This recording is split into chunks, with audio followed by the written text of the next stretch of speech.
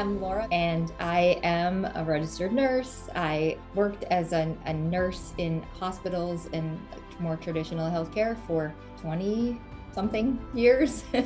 I've had quite a few years of nursing experience and moved into the cannabis space coming up on, it's right about 10 years now. Oftentimes people are like, you're Nurse Laura, are you even a real nurse? Are you like Nurse Jackie? Like, is even nursing part of your background? Is it just a trademark? And I'm like, no, I'm a real nurse. And sometimes people say, when you used to be a real nurse, and I'm like, no, I'm still a real nurse. Some people, as they move into this holistic space, this alternative medicine space, the cannabis, healthcare, whatever, something other than working in a hospital, some people do choose to give up their license as a nurse. I have not done that. I like knowing that I always have the option, if I needed to do something where I would need to demonstrate my license. I have the opposite effect on avid cannabis consumers. So when I was working for a multi-state operator and working and selling cannabis in Maryland, I got the opposite. People were like, well, what have you smoked? Well, what's the most, what have you, well, what type of this? And when I said, oh, I don't smoke, they were like, you're worthless. Like, get out of here. Like, I'm not going to buy anything from you. What do you know? In the beginning, I would bring in backup. Like, I would bring in like a partner to smoke with somebody so I could have a conversation with them and try to get them to sign a contract. And so in my case, my story has a good and positive outcome for helping some of the people that I'm working with. And then on the other side, it had a backlash and a negative effect. And so I think it's really important for you to think about who your audience is and what story you want to share about you. I have a similar experience because I'm always trying to traverse the line of like making sure the underground community comes with into big cannabis, because now we're in Minnesota and it's getting to be big cannabis. So, I'll go to like a sesh or something, and I'm out like I smoke by myself. I mean, like, I feel comfortable doing it. I'm just a real solo smoker sometimes. It just helps me to be introspective. And when I go to like a sesh, like an underground sesh, people are like, oh, you want to hit this? And I'm like, nah, I'm good. Or like, I'm really into like my small dose, medical dose products that I like to consume too. So smoking for me is something that's like really personal. And so I kind of get that looks like, she's not smoking. What is she, like a narc? And then so I don't know. That's just been my experience. I mean, definitely your story makes a huge impact, whether it's going to focus more on the empathic side of a person, or if you want to really kind of expose yourself, depending on, where or when you're exposing your story. Me being, for one, I'm a Black African-American male, so it's automatically stereotyped that I'm going to be a weed smoker, I'm going to do this, I'm going to do that. So I have to kind of curve it more to looking more business professional.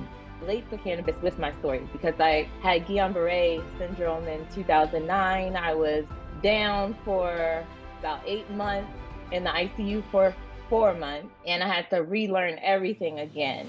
And my biggest issue was pain. I was in this nerve pain, so I was on the Neurontin, and it was just like, okay, is this pain, like, is it bad enough where I need to take medication to help me? No, I can just cope with it. But every day I'm in pain. Like, certain things I can't do because it hurts. Like walking, it hurts. Like, I wear swim shoes everywhere if I'm going in a pool-like setting, because if I step on a rock, you might think it's nothing, but to me it's excruciating pain, like debilitating. So I get to there, and my background is in oncology. So I knew cannabis was there for pain and there for nausea, but I never used it myself other than recreational.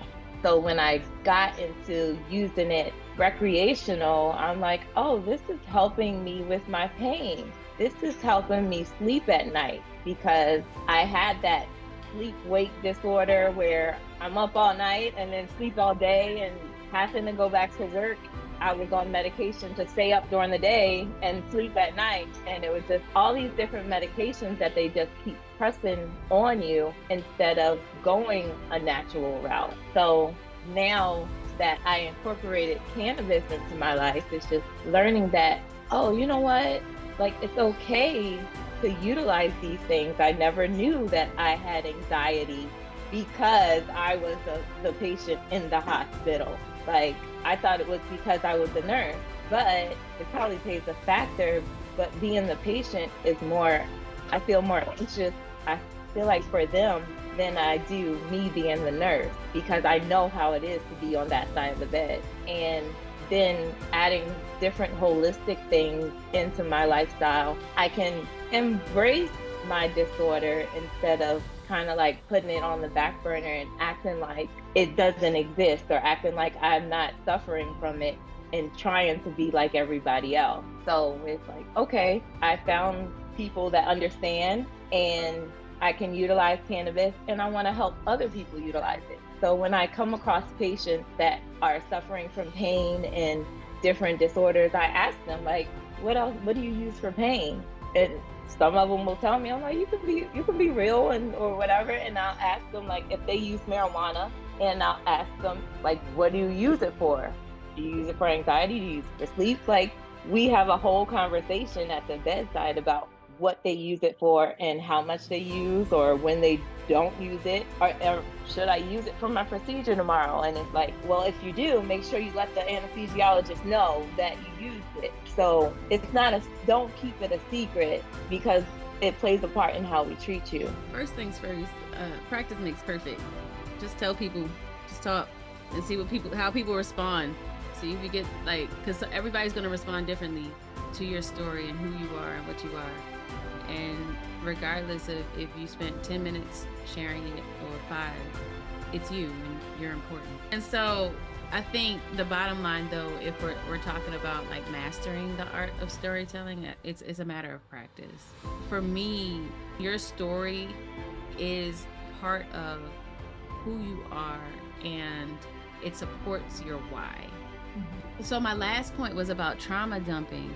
Golly, so this topic is one that all the coaches talk about. Make your millions through your story, and everybody's going out and telling the most like terrible, devastating story they can come up with, and that's not good. That's called trauma dumping. Especially, well, it's only called trauma dumping if you haven't got to the point of healing around your story and just sharing things for the sake of sharing it, because the energy of, let's say if it's hate that supports this story and you express it through the lens of hate, you are perpetuating the energy of hate to your audience.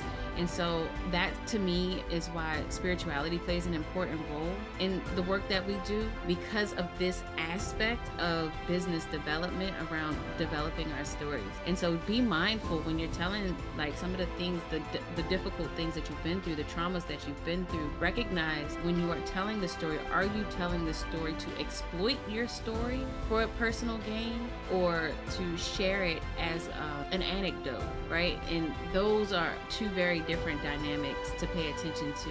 I've been in rooms with people, and I do this Reiki, and it's a gift and a curse. One person tells a story and the whole room to me feels hot because this person is trauma dumping through this very, very hot emotion. And so I think, like, being able to have conversations like this, and just to say, hey, this is something that I've gone through, without the added pressure of the conversion at the end of the conversation, I think is very important, because then you can kind of play with it and you want to see, okay, do I still got some work to do here? If you find these conversations empowering, then you may want to join us in the Highline Tribe.